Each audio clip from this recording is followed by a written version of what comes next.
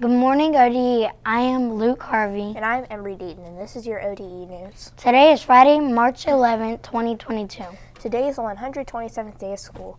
Only 53 days left until the end of the year. Now let's all stand for the Pledge of Allegiance and remain standing until after the moment of silence.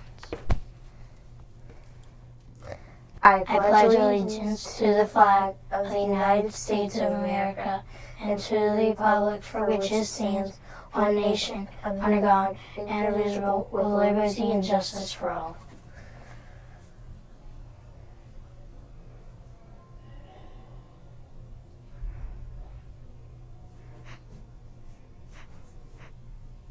You may be seated.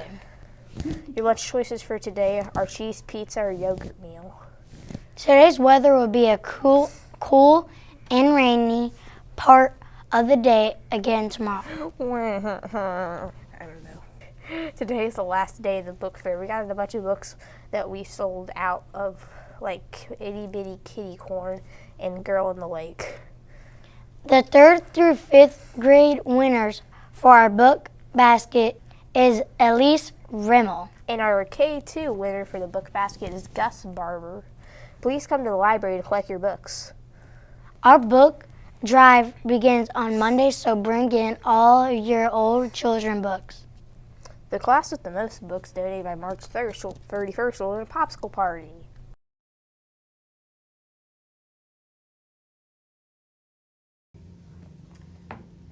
Hi, good boys and girls. I am Tanya Merricks, the long-term sub and guidance, and I want to share with you today a book called Miss Nelson is Missing.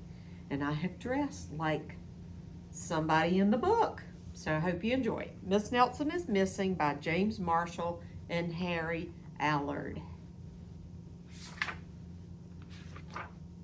The kids in room 207 were misbehaving again. Spitballs stuck to the ceiling. Paper airplanes whizzed through the air. They were the worst behaved class in the whole entire school. Now settle down, Miss Nelson said in a sweet voice. But the class would not settle down. They whispered, they giggled, they squirmed, and they made faces. They were even rude during story hour. They always refused to do their lessons. Something has to be done, said Miss Nelson. The next morning, Miss Nelson did not come to school. Wow, yelled the kids. Now we can really act up. They began to make more spitballs, more paper airplanes. Let's just be terrible, they said. Not so fast, hissed a very unpleasant voice. A woman in an ugly black dress stood before them. I am your new teacher. I am Viola Swamp. She rapped the desk with her ruler to get their attention. Where's Miss Nelson? Asked the kids. Never mind that, snapped Miss Swamp. Open those arithmetic books. That's an old word for math books. Miss Nelson's kids did as they were told. See the resemblance?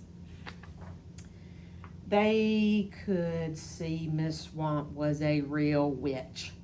She meant business. Right away, she put them to work. She loaded them down with homework.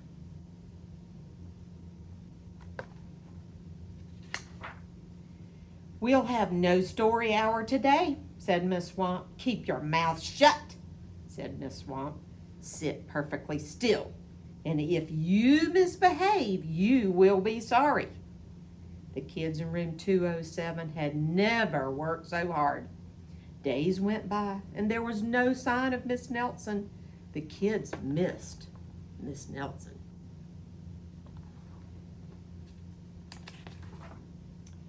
Maybe we should try to find her, the kids said. Some of them even went to the police. They went to Detective McSmog. He was assigned to the case. He listened to their story. He scratched his chin. He said, I think Miss Nelson is missing.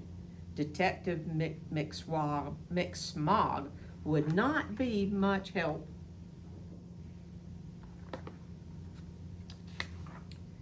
Other kids went to Miss Nelson's house. The shades were tightly drawn, and no one would even answer the door. In fact, the only person they did see was the wicked Viola Swamp. She was coming down the street. If she sees us, she'll give us even more homework. They ran away just in the nick of time.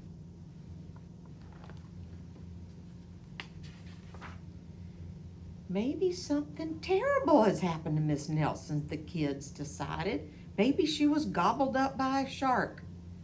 But that didn't really seem likely.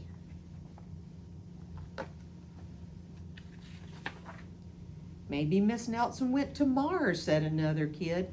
But that really didn't seem likely either. I know, exclaimed one know-it-all in the class. Maybe Miss Nelson's car was carried off by a swarm of angry butterflies.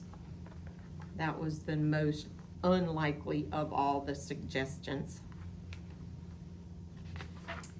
The kids in room 207 became very discouraged. It seemed that Miss Nelson was never coming back, and they would be stuck with Miss Viola Swamp forever. They heard footsteps down the hall. "Here comes the witch," they whispered. "Hello, children," they heard a sweet voice. A lot of work.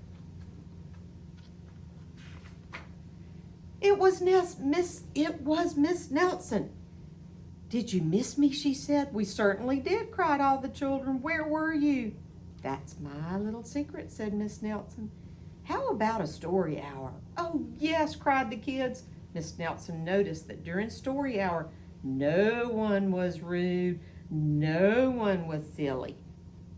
"What brought about this lovely change?" she asked the kids, and the kids said, "That's our little secret."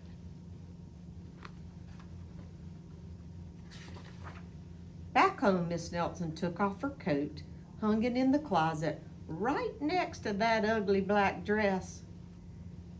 And when it was time for bed, she sang a little song, "I'll never tell." And she smiled at herself.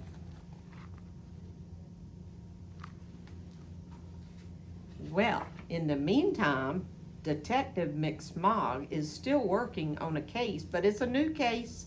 Now he is looking for Miss Viola Swamp. Here's our joke for the day. What do you call a dinosaur that doesn't take a bath? What? A stinkosaur. Ha ha ha ha ha. Very How funny. funny. We're funny. Sure. That's all. That's all for today. I'm Luke Harvey. And I'm Edward D. And see you tomorrow for more ODE news. Bye. Bye.